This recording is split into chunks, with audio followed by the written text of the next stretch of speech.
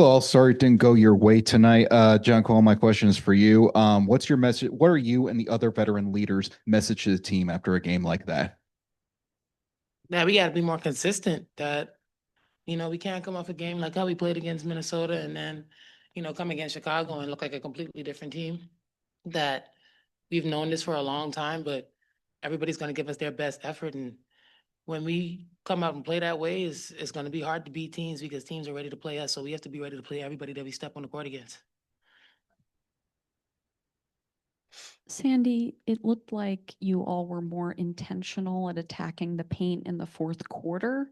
I guess I'm just curious if you thought that the group maybe started doing that too late in the game. Yeah, 100%. We spoke about it in the first quarter when we were just shooting threes in the first shot that was available instead of, playing. We had a great game last game. We went back to our old habits and yeah, some of the shots were open, but if we're missing him, we need to get 2 feet in the paint. We talk about that's when we're at our best, and just didn't have the carryover, and it was a little bit too late.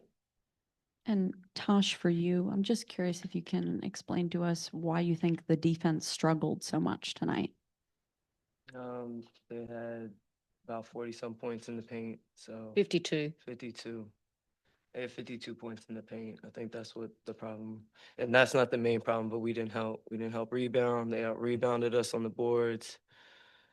42 and 27. So we didn't win the rebounds. We didn't win the paint war. And we didn't really be intentional on the offensive end the other night. So same thing, sentiments that JJ saying, I can't show up for, a mini and then not show up for a Chicago today.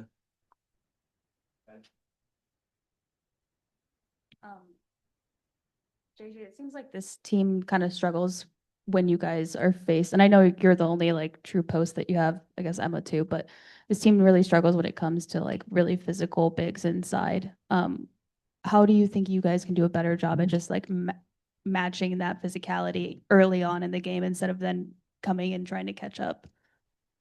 Yeah, I think you just answered your question. I think we have to play more physical in the beginning, and set the tone early, whether that's, with the post players or anybody that we're playing against, guards as well.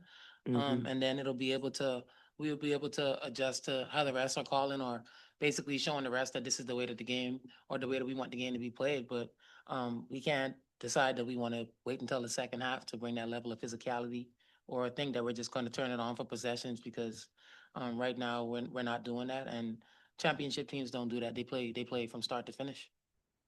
And then Natasha, just how would you describe the team's like emotional level after a frustrating loss like this, knowing that, standings are really tight. Atlanta just won tonight. There's a lot. You guys are playing. Every game matters. Moving on. Yeah, we're pissed. We let one slip. Hey, everybody, for Sandy, now that you guys are heading to the road for another big matchup, just what's the sort of conversation for you guys as far as like trying to flush this game out as quickly as possible to get ready for another big game coming up?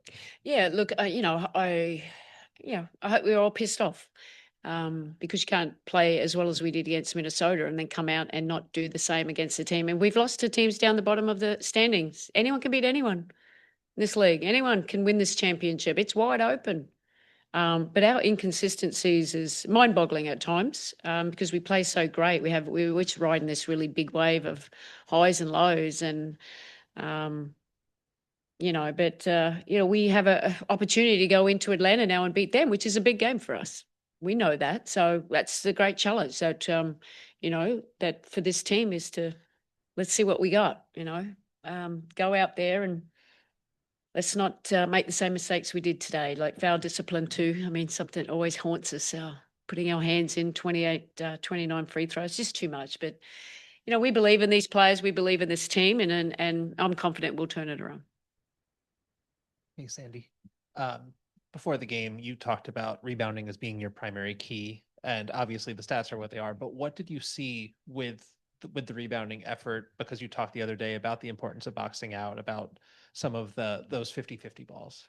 Yeah, look, what Chicago do well, their bigs in particular, they do their work as the shot's going up. They do their preparation early, so we're getting pushed under the rim, and You know, it's a bit of gang rebound. It's not just the bigs. The bigs we have to do a better job of blocking out, but everyone has to get in there and help out. It's a team game, and we win together as a team, we lose together as a team. But rebounding's been a bit of an Achilles for us, and it's something if we want to, go a long way in the playoffs, we've got to fix up. And the fouling too. There's a few areas that we've got to get better at if we want to, get back to being the champions again.